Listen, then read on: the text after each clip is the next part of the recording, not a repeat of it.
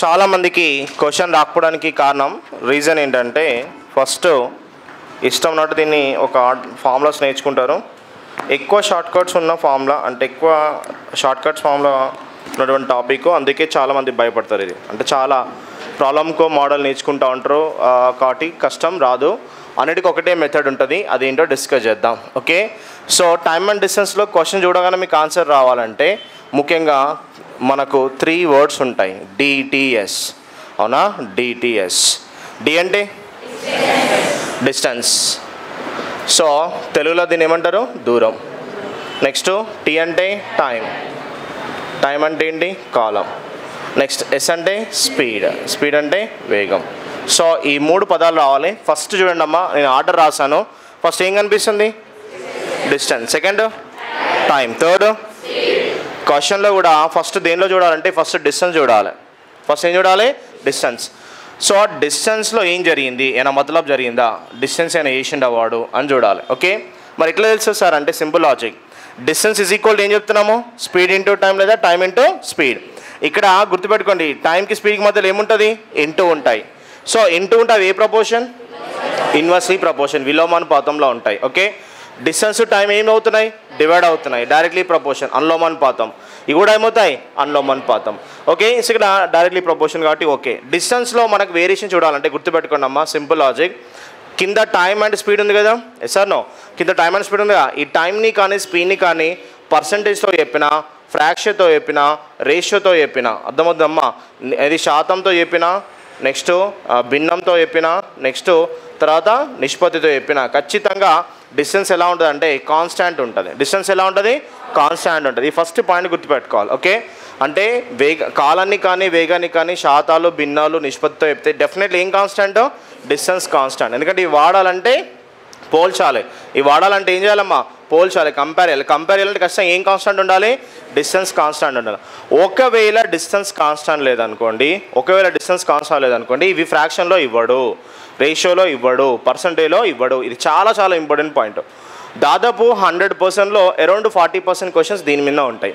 ఇది చాలామందికి తెలియని విషయం. అందుకే టైమ్ అండ్ డిస్టెన్స్లో ప్రాబ్లమ్కు షార్ట్ కట్ నేర్చుకుంటారు కాబట్టి ఎగ్జామ్లో వాళ్ళు అనుకున్న మోడల్ 100 ప్రాక్టీస్ చేస్తే 101 క్వశ్చన్ వస్తుంది. అందుకే చేయలేరు. సింపుల్ లాజిక్ ఇక్కడ చూడగానే చేయాలంటే ఫస్ట్ పాయింట్ ఏంటంటే ఏం చూడాలంటే టైం అండ్ స్పీడ్ని ఎట్లా చూసినో చెప్పొచ్చు. అంటే డిస్టెన్స్ మీద ఫోకస్ చేయాలి. ఇంకోసారి డిస్టెన్స్ మీద ఫోకస్ చేసినా అనుకోండి, డిస్టెన్స్ని ఏం చేస్తాడు? 3/4 of distance, 40% of distance, 50% of distance అని చెప్తాడు. ఎప్పుడైతే డిస్టెన్స్లో కనుక పర్సంటేజ్ చెప్పినా, ఫ్రాక్షన్ చెప్పినా, రేషియో చెప్పినా కూడా ఖచ్చితంగా ఏమవుద్ది అంటే ఇక్కడ జనరల్గా వాడు ఏం చెప్తున్నాడంటే డెఫినెట్లీ ఇక్కడ మనము రిలేటివ్ స్పీడ్ కానీ యావరేజ్ స్పీడ్ కానీ ఇదొకటి వాడు వాడడం జరుగుతూ ఉంటుంది. ఒకవేళ డిస్టెన్స్లో కనుక ఫ్రాక్షన్ చెప్తే, సో తక్కువ కేసెస్లో డిస్టెన్స్లో ఫ్రాక్షన్ చెప్తాడు, ఎక్కువ దేనిలో చెప్తాడు ఫ్రాక్షన్స్ అంటే టైంలో, స్పీడ్లోనే ఎక్కువ చెప్తాడు. రేర్ కేసెస్లో డిస్టెన్స్లో చెప్తాడు. డిస్టెన్స్లో కనుక ఫ్రాక్షన్ చెప్పినంటే ఖచ్చితంగా అది అలిగేషన్తో చేయొచ్చు. ఖచ్చితంగా ఆ క్వశ్చన్స్ దేంతో చేయొచ్చు? అలిగేషన్తో చేయొచ్చు. అంటే కలగలుపు అనే నియమం ఉంటుందా, దాంతో చేయొచ్చు. ప్రపోర్షనాలిటీ రూల్ ఉంది కదా, దాంతో చేయొచ్చు. మీకు ఎక్కడ ప్రాబ్లం అవుతుంది క్వశ్చన్లో చూడప్పుడు అంటే ఎప్పుడైనా గుర్తుపెట్టుకోండి, డిస్టెన్స్ చూడగానే డిస్టెన్స్ ఏమైనా జరిగిందా చూడాలి. ఫస్ట్ డిస్టెన్స్లో మార్పు జరిగిందా లేదా, డిస్టెన్స్ కాన్స్టెంట్ ఉందా, డిస్టెన్స్ చేంజ్ అవుతుందా చూడాలి. రెండోది నెక్స్ట్ ఫోకస్ దేని మీద పెట్టాలి? టైం. డిస్టెన్స్ అయిపోయిన తర్వాత దేని మీద ఫోకస్ పెట్టాలి? టైం. కరెక్ట్ టైంకి వెళ్ళిండా, ఎక్కువ టైం తీసుకున్నాడా, తక్కువ టైం తీసుకున్నా ఫోకస్ చేయాలి. ఖచ్చితంగా ఆన్సర్ బ్రేక్ అవుతుంది. ఈ రెండు కాకుండా అందరూ ఏం చేస్తారు? ఫస్ట్ స్పీడ్ మీద పడతారు. అందుకే ఆన్సర్స్ రావు వాళ్ళకి. ఓకే, ఎందుకంటే స్పీడ్ కావాలంటే ఫస్ట్ ఎవరు కావాలి? డిస్టెన్స్, తర్వాత టైం కావాలి. కానీ ఈ రెండు వస్తేనే స్పీడ్ వస్తుంది కాబట్టి ఫస్ట్ ఈ రెండింటి గురించి డిస్కస్ చేసిన తర్వాతనే స్పీడ్ గురించి డిస్కస్ చేయాలి. ఇది ఫస్ట్ ఇంపార్టెంట్ పాయింట్. అయితే దాంతోపాటు ఇంకోటి చిన్న మెయిన్ ఏంటంటే మెజర్మెంట్స్. ఇవి చూడడానికి చాలా చిన్న పదమే కానీ చాలా ఇంపార్టెంట్ రోల్ ప్లే చేస్తాయి మెజర్మెంట్స్. వీటినే యూనిట్స్ అంటారు, ప్రమాణాలు అంటారు. ఓకే, కొన్ని టెక్స్ట్ బుక్స్లో MK system and CJ system అని చెప్తారు. ఇవి సిస్టాలు అస్సలు కాదు, అట్లా బిడవకూడదు. ఎందుకంటే ఎంకే సిస్టమ్ అంటే చూడండి అమ్మ, ఎస్ఐ సిస్టమ్ అని కూడా పిలుస్తూ ఉంటారు. ఇక్కడ డిస్టెన్స్ ఎలా చెప్తారంటే మీటర్లలో చెప్తారు. ఎలా చెప్తారు? మీటర్. కానీ ఇక్కడ మనం డిస్కస్ చేస్తే ఎలా డిస్కస్ చేస్తాము? కిలోమీటర్లో డిస్కస్ చేస్తాం. ఎలా డిస్కస్ చేస్తాం? కిలోమీటర్లో. కాబట్టి ఎంకే సిస్టమ్ అని మనం అస్సలు అనకూడదు. తర్వాత సీజే సిస్టంలో లెంత్ని ఎలా చెప్తారు? సెంటీమీటర్లో చెప్తారు. మరి ఇక్కడ ఎలా చెప్పుకుంటాము? మీటర్లో చెప్పుకుంటాం. కాబట్టి ఇక్కడ ఎంకే సిస్టాలు, సీజే సిస్టాలు అని పేరు కూడా పెట్టకూడదు. కొన్ని టెక్స్ట్ బుక్లో రాస్తున్నారు, తప్పు. ఓకే, సో ఇక్కడ ఒకటే సిస్టమ్ పెట్టుకోవాలి. హై లెవెల్ సిస్టమ్, లో level system, high level system, లో లెవెల్ సిస్టమ్, అంతే, ఇంకేం పాయింట్ లేదు. అండ్ ఇంకోటి ఎప్పుడైనా గుర్తుపెట్టుకోండి, ఈ మెజర్మెంట్స్లో కూడా ఫస్ట్ ఆర్డర్ ప్రయారిటీ ఇవ్వాలి. ఫస్ట్ వెయిట్ని మార్చుకోవాలి, డిస్టెన్స్ మార్చుకోవాలి, తర్వాత టైంని మార్చుకోవాలి, లాస్ట్లో స్పీడ్ని మార్చుకోవాలి. అంతేగాని ముందే దాన్ని మార్చకూడదు. సిచ్యువేషన్ బట్టి మనం మార్చాలి. ఇదొక పాయింట్. అంటే సెకండ్ పాయింట్ ఏంటంటే మెజర్మెంట్స్ కూడా ప్రాపర్గా రాకపోవడం వల్ల కూడా మిస్టేక్స్ ఎక్కువ పోతూ ఉంటాయి. ఓకే, చెప్పాలంటే గుర్తుపెట్టుకోండి, టైమ్ అండ్ రేట్ ఫ్యామిలీలో time and work and time and distance, ఈ రెండు కూడా చాలా డిఫరెంట్ టాపిక్స్. ఓకే, వీటికి ముందున్న చాప్టర్స్ ఏం రావాల్సిన అవసరం లేదు. ఏది రేషియో ప్రపోర్షన్ ఫ్యామిలీ అవి ఏమి రావాల్సిన అవసరం లేదు. సింపుల్ లాజిక్, ఇందులో ఉన్న టర్మ్ నాలెడ్జ్ కరెక్ట్గా మీనింగ్ తెలిస్తే అన్ని ఆన్సర్స్ పెట్టచ్చు. డిస్టెన్స్ అంటే ఏంటిది మనకు తెలవాలి, టైం అంటే స్పీడ్ అంటే ఏంటి తెలవాలి. తెలిస్తే ఈజీగా ఆన్సర్స్ చేయొచ్చు మనం. ఓకేనా, అంటే ఫస్ట్ దేని మీద ఫోకస్ చేయాలి, డిస్టెన్స్. చూడడం క్వశ్చన్ చదవగానే అందరూ కూడా దూరంలో మార్పు ఏమొచ్చింది, వాట్ హ్యాపెన్ ఇన్ డిస్టెన్స్లో డిఫరెన్స్ వచ్చిందా లేదా చూసుకొని ఆన్సర్స్ చేస్తే పర్ఫెక్ట్గా చేయొచ్చు. ఓకేనా, distance is equal to speed into time. Measurements రాయడమ్మా. డిస్టెన్స్ని హై లెవెల్ ఏమని పిలుస్తారు, కిలోమీటర్, లో లెవెల్లో మీటర్, అండ్ టైంని హై లెవెల్లో అవర్ అంటారు, లో లెవెల్లో సెకండ్స్ అంటారు. అండ్ స్పీడ్ అంటే కిలో, ఇక్కడ డిస్టెన్స్ బై టైం కదా, అంటే కిలోమీటర్ బై అవర్, అంటే ఏమన్నా వస్తారు kilometre per hour, kilometre per hour. ఇక్కడ మీటర్ పర్ సెకండ్ అని చదువుతాం, మీటర్ పర్ సెకండ్ అని చదువుతాం. ఓకే, సో ఇలా పర్ వచ్చింది కాబట్టి దీన్ని ఎఫిషియన్సీ అని కూడా అనుకోవచ్చు, సామర్థ్యం అని కూడా ట్రీట్ చేయొచ్చు.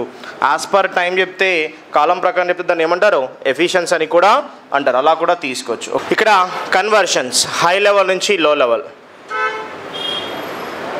మార్పు చేయడం. హై లెవెల్లో ఏం రాస్తామమ్మా, కిలోమీటర్ బై ఏం రాస్తాం, హవర్ రాస్తాం. కిలోమీటర్కి ఎన్ని మీటర్లు, 1000 మీటర్లు. కిలోమీటర్కి హవర్కి ఎన్ని సెకండ్స్, 3000 సెకండ్స్. 0 0s క్యాన్సల్, ఏమవుతుంది 5/18 MPS. లో లెవెల్ రావాలంటే ఏం చేయాలమ్మా, 5/18 MPS. నెక్స్ట్ లో లెవెల్ నుంచి ఎక్కడికి, హై లెవెల్.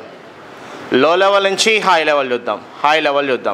లో లెవెల్ ఏం రాస్తాము, మీటర్ బై సెకండ్. మీటర్ అంటే ఎన్నో కిలోమీటర్ అమ్మా, 1/1000 కిలోమీటర్. మీటర్ అంటే ఎంత, 1/1000 కిలోమీటర్. ఎంత, 1/1000 కిలోమీటర్. సెకండ్ అంటే ఎంత, 1/3600 సెకండ్స్. హారానికి హారం అంటే న్యూమరేటర్ అంటే లవం అవుతుంది. If denominator having numerator. Okay, so nothing but వాడు ఏం రాయొచ్చు, 3600 డివైడ్ బై 18, ఇక్కడ 1000 ఏమవుతుంది, KMPH. 20 పోతే ఏమవుతుంది, 18/5. ఓకే, ఏమవుతుంది 18/5 KMPH. 18/5 KMPH. హై నుంచి లో వచ్చినప్పుడు న్యూమరేటర్ లో ఉంటుంది. లో నుంచి హై వచ్చినప్పుడు న్యూమరేటర్ ఎలా ఉంటుంది, హై అవుతుంది. ఏమవుతుంది, హై అవుతుంది. గుర్తుపెట్టుకోండి, హై నుంచి లో వస్తే ఏంటిది, న్యూమరేటర్ లవం ఏం కావాలి, తక్కువ అవుతూ ఉంటుంది. లో నుంచి హై వచ్చినప్పుడు న్యూమరేటర్ ఏమవుతూ ఉంటుంది, ఎక్కువ అవుతూ ఉంటుంది. ఓకే, ఈ సింబాలిక్ గుర్తుపెట్టుకోండి. ఓకే, ఈ సింబాలిక్ గుర్తుపెట్టుకోండి, చాలా చాలా ఇంపార్టెంట్. కన్వర్షన్స్లో ఎప్పుడు కూడా మనము స్పీడ్నే చేస్తాం. దేని చేస్తాము, స్పీడ్నే చేయాల్సి వస్తుంది. ఎందుకు కూడా రీజన్ చూద్దాం. ఇక్కడ చూడమ్మా, మనకు స్పీడ్ని కిలోమీటర్ పర్ అవర్ అంటాం, లేదా మీటర్ పర్ సెకండ్ అంటాం. ఇదేమో హై లెవెల్, ఇదేమో లో లెవెల్. హై లెవెల్ నుంచి లో లెవెల్ కన్వర్ట్ చేస్తుంటాం. ఎప్పుడు కన్వర్ట్ చేయాలంటే, ఇష్టం కన్వర్ట్ చేయకూడదు. ఎప్పుడు కన్వర్ట్ చేయాలంటే, డిస్టెన్స్ని మీటర్లో చెప్పాడు, కిలోమీటర్ చెప్పాడు, టైం సెకండ్లో ఇచ్చాడు. ఓకే, అప్పుడు కన్వర్ట్ చేయాల్సి వస్తుంది. అయితే ఈ కన్వర్ట్ చేసే ప్రాసెస్లో ఏం డిస్కస్ చేయాలంటే, మ్యాక్సిమం డిస్టెన్స్ మన కిలోమీటర్ నుంచి ఎలా కన్వర్ట్ చేయాలి, మీటర్లో కన్వర్ట్ చేయాలి. అవునా కదా, మీటర్లో కన్వర్ట్ చేయాలి. లేదా దీనన్నా ఎలా కన్వర్ట్ చేయాలి, హవర్లో కన్వర్ట్ చేయాలి. ఈ రెండింటిని కన్వర్ట్ చేసే బదులు దేన్ని కన్వర్ట్ చేస్తారు, అందరూ స్పీడ్ని కన్వర్ట్ చేస్తారు. ఇది ఫ్రీ చేయడం కోసం. అయితే కొన్ని సందర్భాల్లో స్పీడ్ని కన్వర్ట్ చేస్తే ఎక్కువ క్యాలిక్యులేషన్ పడుతుంది. మరి అవి ఏ సిచ్యువేషన్స్ కూడా క్వశ్చన్లో డిస్కస్ చేద్దాం. ఓకేనా, ఒక్కొక్కసారి స్పీడ్ని కన్వర్ట్ చేస్తే చాలా ఎక్కువ టైం పడుతుంది చేయడానికి. మరి తక్కువ టైం బట్టి ఎలా చేయాలో కూడా డిస్కస్ చేద్దాం. ఓకేనా.